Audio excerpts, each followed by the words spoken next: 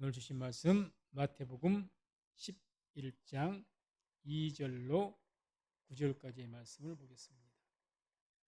11장 2절로 9절까지 말씀을 같이 합독합니다. 요한이 옥에서 그리스도의 하신 일을 듣고 제자들을 보내어 예수께 여짜오되 오실 그이가 당신이오니이까 우리가 다른 일을 기다리오리이까. 예수께서 대답하여 가라사대 너희가 가서 듣고 보는 것을 요한에게 구하되 소경이 보며 안진뱅이가 걸으며 문둥이가 깨끗함을 받으며 기모거리가 들으며 죽은 자가 살아나며 가난한 자에게 복음이 전파된다 하라. 누구든지 나를 인하여 실족하지 아니하는 자는 복이 있도다 하시니라. 저희가 떠나매 예수께서 무리에게 요한에 대하여 말씀하시되 너희가 무엇을 보려고 광야에 나갔더냐? 바람에 흔들리는 갈대냐? 그러면 너희가 무엇을 보려고 나갔더냐? 부드러운 옷 입은 사람이냐? 부드러운 옷을 입은 자들은 왕궁에 있느니라. 그러면 너희가 어찌하여 나갔더냐? 선지자를 보려더냐? 옳다. 내가 너희에게 이르노니 선지자보다 나은 자니라. 아멘.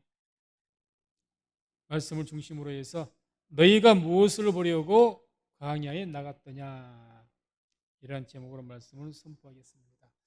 말씀 듣기 전에 또 좌우로 우리 믿음으로 고백하고 인사합니다. 잘 될 줄로 믿습니다. 네, 잘 될 줄로 믿습니다. 모든 일이 하나님의 섭리와 또 인도하신 가운데 다 잘 될 줄로 믿습니다. 오늘 주신 말씀은 주님께서 이제 세례 요한이 헤롯 왕에 의해서 붙잡혀서 감옥에 있을 때 이제 세례 요한이 아마 좀 주님에 대한 갈등이 좀 있었던 것 같습니다. 그래서 주님에게 질문을 던졌고 또 주님께서 그 세례 요한의 그 질문을 들으시고 답을 하시는 그런 내용이 나오고 있습니다. 그래서 이 세례 요한의 그 질문을 보게 되면 2절 3절이죠. 요한이 옥에서 그리스도의 하신 일을 듣고 제자들을 보내어 예수께 여짜오되 오실 그이가 당신이오니까 우리가 다른 일을 기다리오리까. 세례 요한은 주님께서 이제 세상에 나타나시기 전에 요단강에서 세례를 베풀면서 주의 오실 길을 예비한 그런 분이었습니다.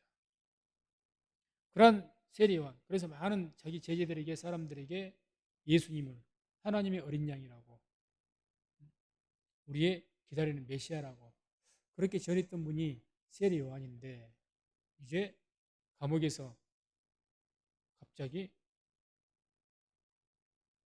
주님께서 우리가 기다리는 그 메시아 맞습니까? 아니면 우리가 또 다른 누구를 기다려야 됩니까? 조금 믿음이 없는 그런 질문을 하게 됩니다. 갑자기 왜 이렇게 세례 요한이 확신을 믿게 됐을까? 감옥에 있으니까 그게 힘이 들어서 두려워서 이렇게 내가 감옥에 있는데 예수님이 나를 구해주지도 않으시고 그런 것 때문에 그러셨을까? 그게 아니고 우리가 2절 말씀 보면 이런 말씀이 나오죠. 요한이 옥에서 그리스도의 하신 일을 듣고 이렇게 말합니다.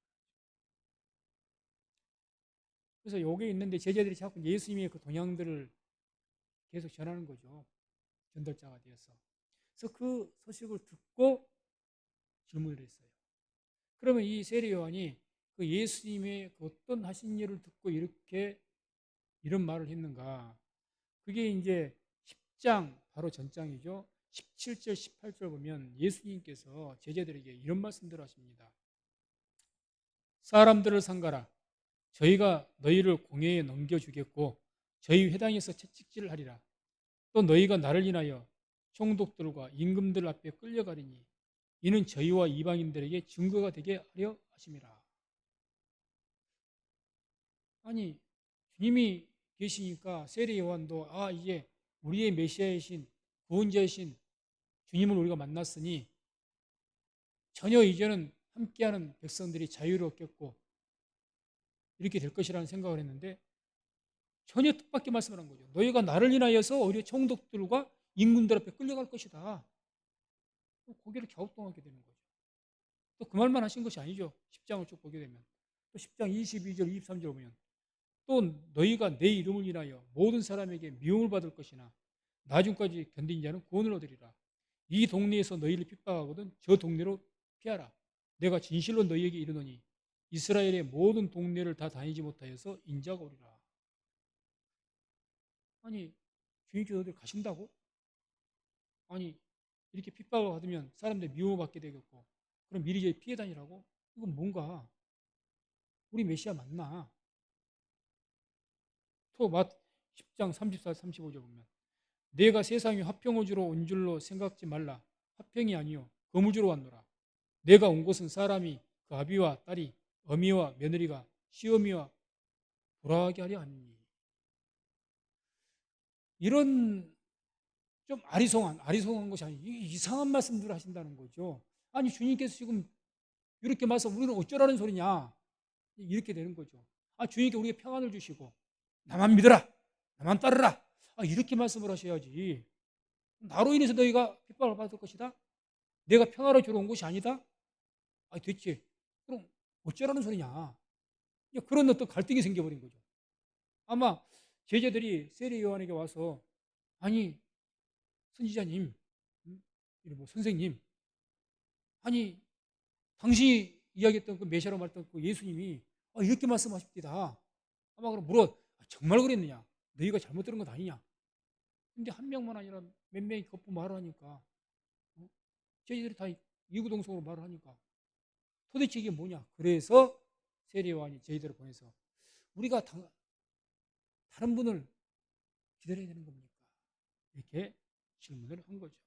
그래서 아무튼 이런 질문에서 주님께서 대답을 하셨죠. 4절 5절이죠.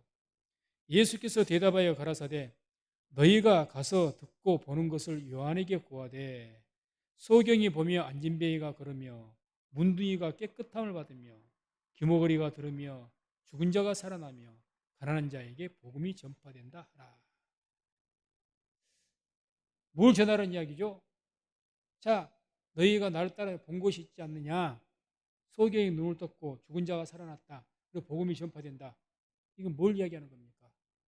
바로 구약 성경에 예언된 그 메시아가 와서 하실 일들을 지금 하고 있다는 거죠. 이게 무슨 말이죠? 다른 말로 걱정하지 마라. 네가 말한 네가 기다리고 또 모든 백성들 기다리고 그 메시아가 나다. 말로 할 거 말로 내가 메시아다 말씀하고 너희가 본대로 구하라. 본대로 구하라. 말이 필요가 없는 거죠.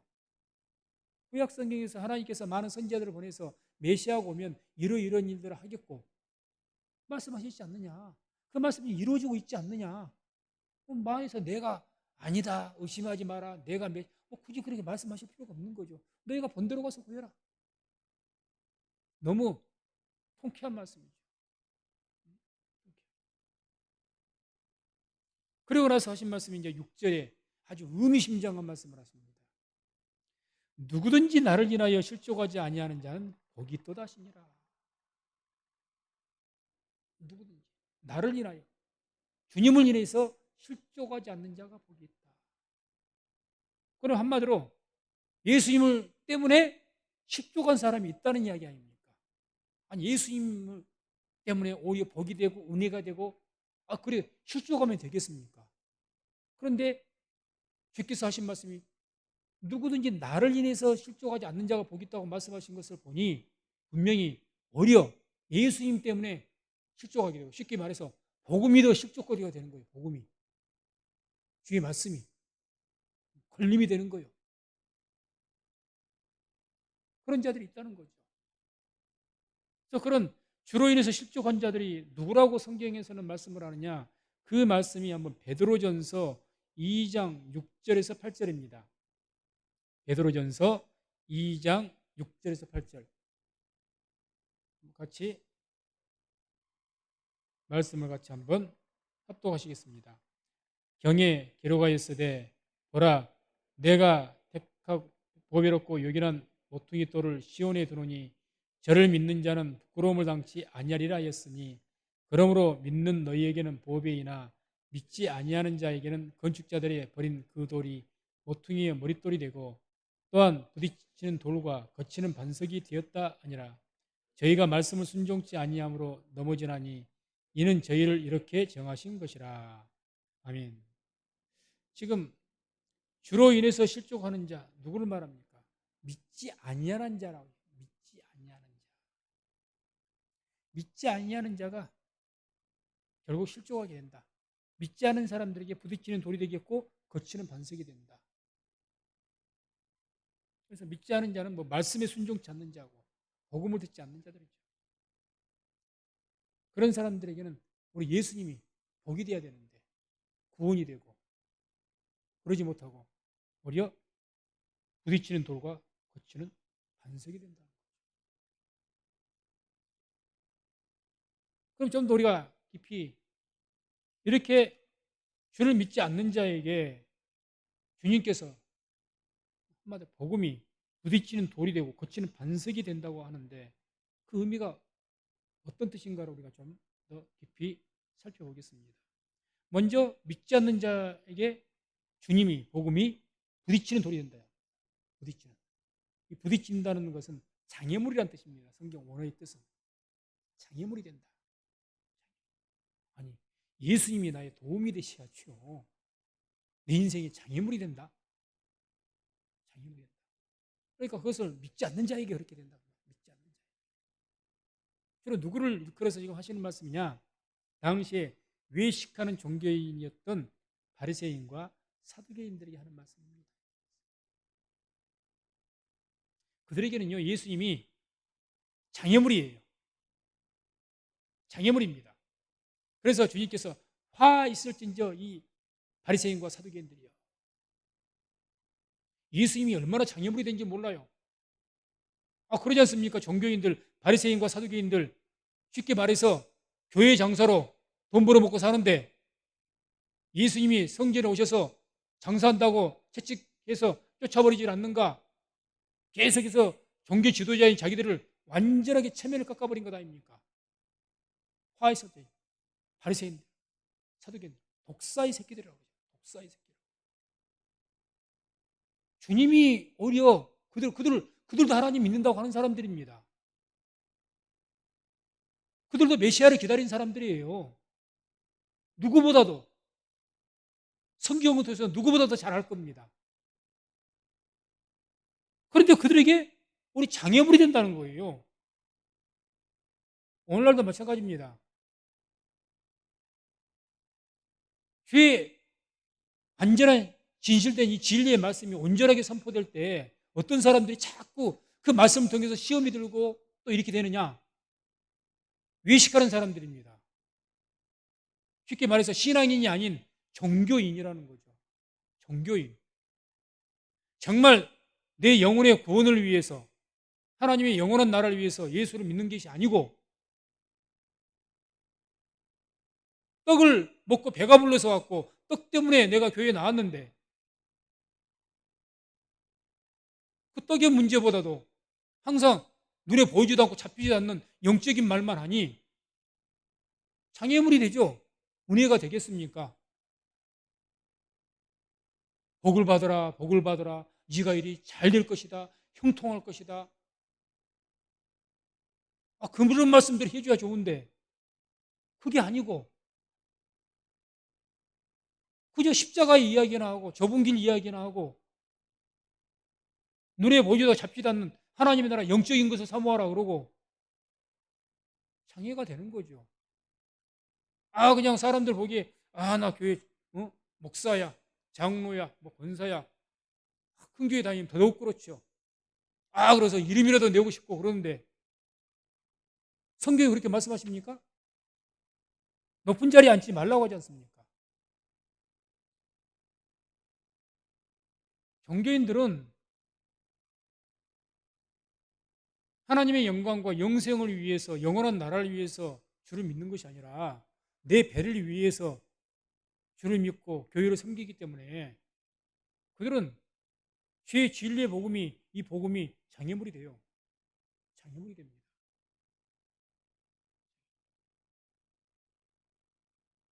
그리고 또 이 복음을 믿지 않는 자에게 뭐가 된다고 말씀하셨냐? 거치는 반석이 된다. 거치는 반석. 이 거치다 이 말은 이 함정이라는 뜻입니다. 스칸달러. 덫, 함정 이런 뜻입니다.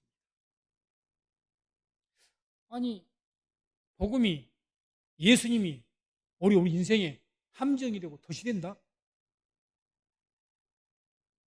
누구에게 지금 주님께서 누구를 생각하시면서 하신 말씀이냐? 할례주의자나 율법주의자들을 향해서 하신 말씀이에요. 할례주의자. 이들에게는 복음이 함정이 되고 덫이 돼요. 왜 그러겠습니까? 이들은 율법을 믿지 않습니까? 안식일을 지키고 할례를 받아야 구원을 받는다. 그래서 예수 믿고 율법도 믿는 사람들은 그 사람들이 계속 바울을 괴롭혔죠. 따라다니면서. 예수를 안 믿는다고 말하지 않았어요. 믿는다고 합니다. 그러나 안식일도 지키고 할례도 받아라. 그래서 할례주의자들이에요. 이 사람들은 율법을 또 행해야 구원받는다고 믿는 사람들인데 복음이 그렇습니까? 사도 바울이 할례를 좀 무시하고 할례를 받지 않아도 되고 율법 안식일 뭐 꼭 안 지켜도 예수만 잘 믿으면 구원받는다고 말했다가 문제가 생겨가지고 그걸 예루살렘 총회에서 그것까지 회의까지 했지 않습니까? 그 문제 때문에 끝까지 유럽에서나 이 터키 아시아 쪽에서 전도할 때 그 유대인들이 끝까지 쫓아다니면서 방해했잖아요. 그 사람들에게는 율법이 주의자들에게는 복음이 함정이에요. 함정입니다. 왜 그런 줄 아십니까? 율법은 복음 안에 들어오면 힘을 잃어버립니다. 그러잖아요. 복음 안에 율법이 복음 안에 들어와 버리면 율법 힘을 잃어버려요. 힘을. 마태복음 5장 17절 보면 이런 말씀이 나오죠. 내가 율법이나 선지자나 폐하러 온 줄로 생각지 말라. 폐하러 온 것이 아니요 완전케 하려 함이로라.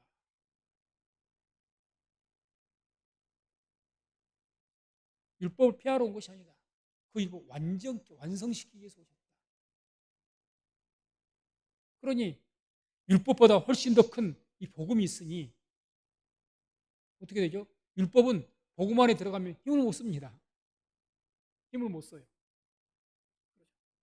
힘을 못 씁니다. 그러니 율법주의자들이 복음을 싫어하는 거예요. 극렬히 싫어하는 거죠. 그러니까 쫓아다니면서 이성에서 전하면 이성에서 핍박을 하고 저성으로 옮겨서도 쫓아가서도 사도행전 보면 그렇게 나오지 않습니까? 그래서 오늘도 마찬가지죠. 이 시대에도 복음을 온전히 깨닫지 못한 분들이 신앙생활할 때 복음을 믿는다고 하면서도 율법주의자처럼 이렇게 신앙생활하는 사람들이 있습니다. 그들에게는 복음이 함정이 되는 거예요. 덫이 되는 겁니다. 그래서 뭐라 그럽니까? 흔히 이런 분들이 율법에 열심히 내는 분들이 흔히 비판하면서 같은 성도를 비판하면서 뭐라 그러냐? 저렇게 믿어갖고 구원 받겠어? 저렇게 믿어갖고 구원 받겠어? 저 사람이 구원 받는다고? 아이고 내가 나도 교회를 다니고 예수 믿지만 어떻게 전 사람이 구원 받겠느냐고 이렇게 이야기. 그럼 뭘 전제로 하는 이야기죠? 율법을 이야기한 거다. 뭔가 자기 눈에 율법을 잘 지키고 도덕적으로도 옳고 그래야 되는데 저 사람 보니까 뭐 거짓말도 잘하는 것 같고 또 뭐 그렇게 하여튼 윤리적으로 별로 그렇게 탐탁지 않은 것 같고 저런 사람이 어떻게 구원받겠어? 이거 율법을 잣대로 세우는 거죠. 복음에서는 율법을 잣대로 안 세우잖아요. 그러니 함정이 되는 거죠. 함정이. 그래도 그냥 혼자 시험이 되는 겁니다. 아이고 알아봤더니 뭐 우리 교회 장로님이 그래서 예전에 보니까 정말 훌륭하고 믿음도 좋고 그런 줄 알았더니 아이고 봤더니 뭐 과거에 뭐 이런 일을 하셨대. 그런 뭐 전과나 그런 일들이 있었대. 그런 사람 우리 교회 장로로 세웠다고? 그런 사람이 우리 목사라고? 아니 주님께서는 살인자들도 바라봤던 강도도 구원받게 하셨지 않습니까? 누구든지 회개하고 돌아서면 주께서 중한 일꾼을 세우신 거예요. 바울과 같은 살인자도 회개하니까 위대한 사도를 세우신 것이 주님이십니다. 근데 율법주의자는 그걸 용납을 못하는 거예요. 뾰족한 눈, 날카로운 눈으로 보는 겁니다. 그런 분들 대부분 바리새인이 성전에서 기도할 때 어떻게 기도? 나는 이것도 했고 저것도 했습니다. 자랑스럽게 그런 신앙의 마인드를 가지고 있으니까 그 잣대로 나는 이걸 했고 저걸 해서 당신도 그걸 해야 돼, 그 이야기예요. 나는 집사인데 이렇게 했는데 당신은 목사면서 장로면서 이것도 못해? 이렇게도 안 해? 나는 신앙생활 10년을 했는데 당신은 20년간 신앙생활 했으면서 이것도 못해? 이런 식이 되는 거죠. 그러니까 그 바리새인이 성전에 기도하면 어떻게 말합니까? 나는 저 세이와 같지 않음을 감사하나이다. 율법주의자에게는 가장 큰 죄악이 한 가지 있는데 뭔 줄 아십니까? 비판하고 정죄하는 거죠. 비판하고 정죄하는 거죠. 그런 사람들에게 복음이 함정이 돼요. 함정이. 즉 그들을 말합니다. 그러나 우리 주 예수를 믿는 우리 모두에게는, 복음을 믿는 우리 모두에게는 그 복음은 믿는 자의 하나님의 능력이 되는 줄로 믿습니다. 하나님의 능력이죠. 거친 반석이 아니고 부딪히는 돌이 아니고 능력이 되고 구원이 되고. 그래서 고린도전서 1장 18절에 이런 말씀이 나옵니다. 십자가의 도가 멸망하는 자들에게는 미련한 것이요 구원을 얻는 우리에게는 하나님의 능력이라. 아멘. 십자가의 도, 복음이 멸망하는 자들에게, 이렇게 믿지 않는 자들, 복음을 받아들이지 않는 자들, 그 자들에게 부딪히는 돌이 되고 거치는 반석이 되니까 그들을 보기에는 미련한 것이에요. 미련한 것.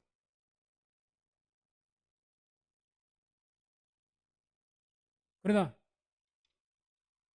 우리 모두에게는, 믿는 자들 모두에게는 구원을 얻게 되는, 구원을 또 얻게 하는 하나님의 능력인 줄로 믿습니다.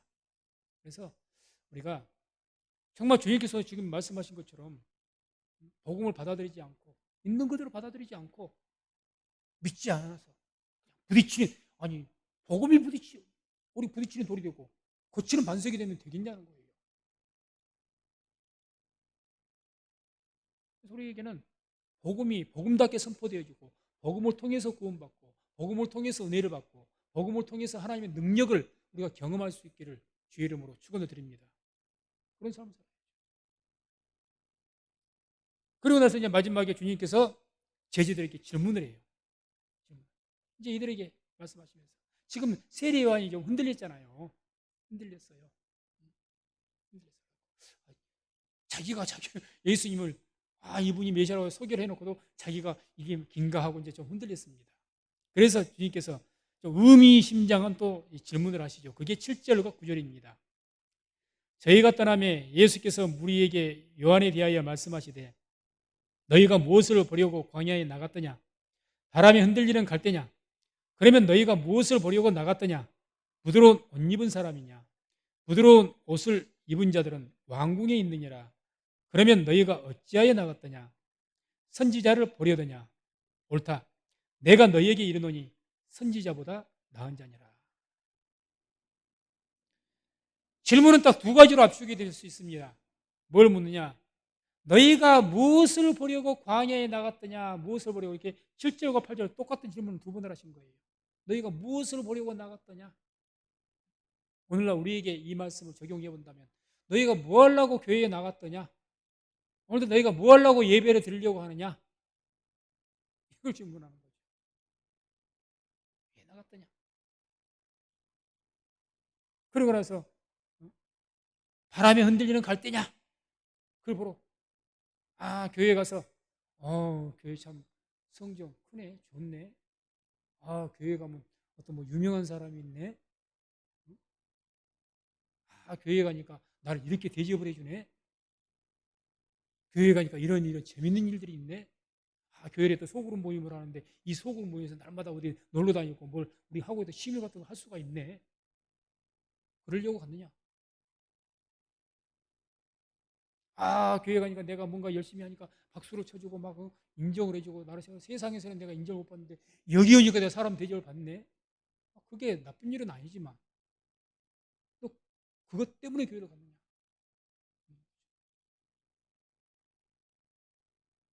그리고 두 번째 질문이 그거예요. 너희가 왜 나갔냐? 어찌하여 나갔더냐? 하고 묻는 거예요. 어찌하여? 어찌해서 나갔더냐? 한마디로 너희가 광야에, 즉 요단강에 세례를 베푸는 그 세례에 나갔던 이유가 뭐냐? 좋은 옷을 입을 사람을 보려고 그랬냐? 세례 요한이 무슨 좋은 일 입었습니까? 약대 토롯에 메뚜기가 석청을 먹고 살았는데, 죄송하지만 상 거짓골을 하고 사셨는데, 광야에서 도리아에도 막 덥수로 가시고 그냥 정말 괴인 같았을 겁니다.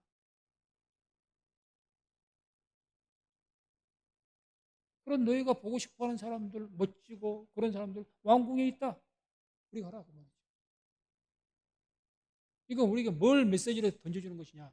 너희가 여단강으로 사람들이 우하고 몰리니까 소문이 퍼졌고, 뭐 어떤 사람이 있대, 뭐 그러니까 이제 막 소문이 나가지고 이제 세례요한에 많은 사람들이 갔지 않습니까? 갔어요. 뭐 하려고 갔느냐? 왜 갔느냐?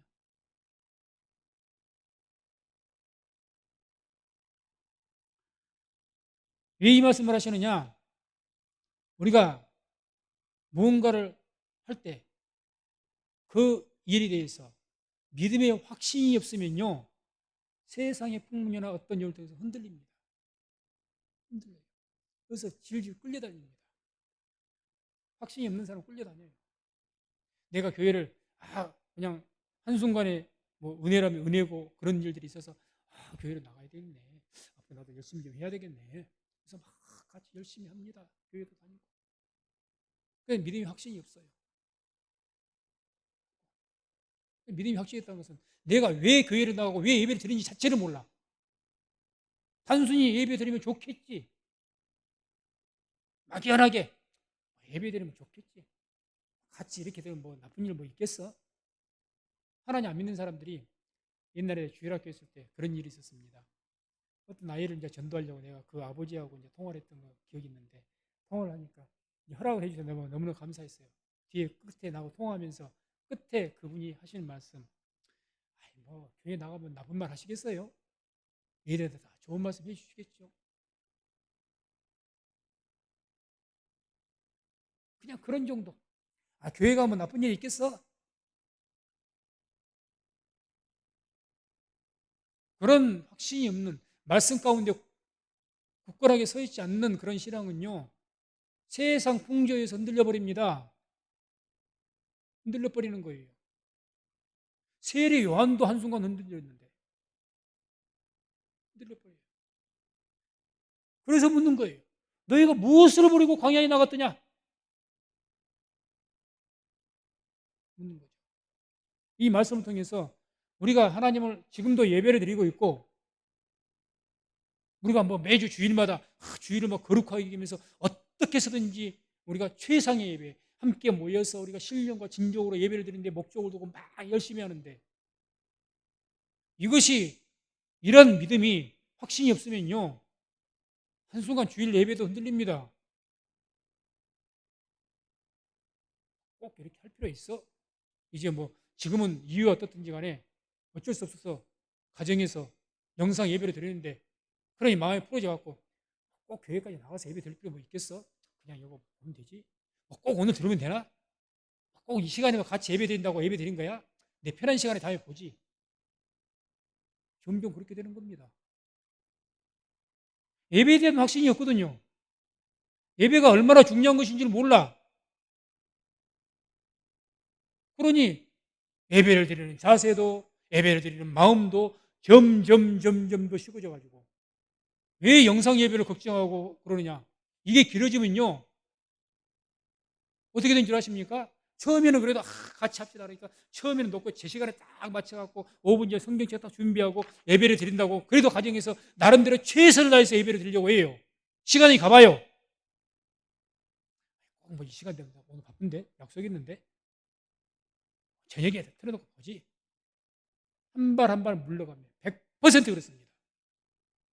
지금 함께 예배 드리는 우리 성도님들, 혹시 우리 성도님들 지금 모습이 그렇지 않는가를 한번 돌아보시기 바랍니다.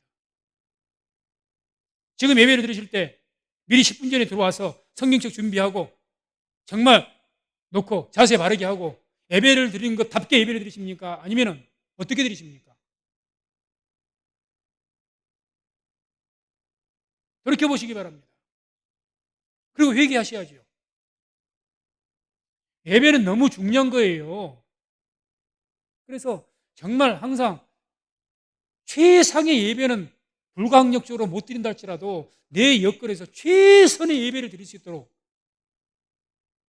우리가 누차 말씀에서 예배가 우리에게 모든 문제를 해결할 수 있는 그 능력과 구원의 그 능력이 예배 안에 있었지 않습니까?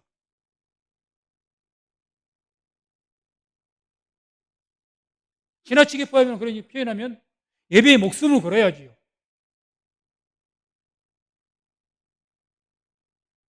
그래서 우리가 예배에 대한 확신, 또한 교회에 내가 나가는 것, 교회에서 섬기고 이런 것에 대한 분명한 확신이 있기를 주의 이름으로 축원을 드립니다. 그래서 디모데후서 3장 13절 15절 한번 말씀 함께 읽고 마치도록 하겠습니다. 함께 합독합니다. 악한 사람들과 속이는 자들은 더욱 악하여져서 속이기도 하고 속기도 하나니 그러나 너는 배우고 확실한 일에 거하라. 내가 네게서 배운 것을 알며 또 내가 어려서부터 성경을 알았나니 성경은 능히 너로 하여금 그리스도 예수 안에 있는 믿음으로 말미암아 구원에 이르는 지혜가 있게 하느니라. 아멘. 그러나 너는 배우고 확실한 일에 거하라. 뭘 통해서 배우라는 겁니까? 성경 말씀을 통해서 배우라는 이야기죠. 그리고 확신한 것에 거하라. 믿음의 확신을 가지고 살아라. 말씀을 맺습니다. 믿음의 확신 가운데 서 있는 자가 세상을 이끌어갑니다. 믿음의 확신이 없는 사람은요, 세상을 내가 끌려다닙니다. 사람들에 의해서. 질질 끌려다녀요. 그래서 항상 성경 말씀들을 배우시고, 말씀을 들으시고, 믿음의 확신 가운데 거해서 세상에서 빛이 되어지는, 정말 세상을 이끌어가는 우리 성민교회와 우리 모든 성도님들 다 되시기를 주의 이름으로 축원을 드립니다. 기도하겠습니다.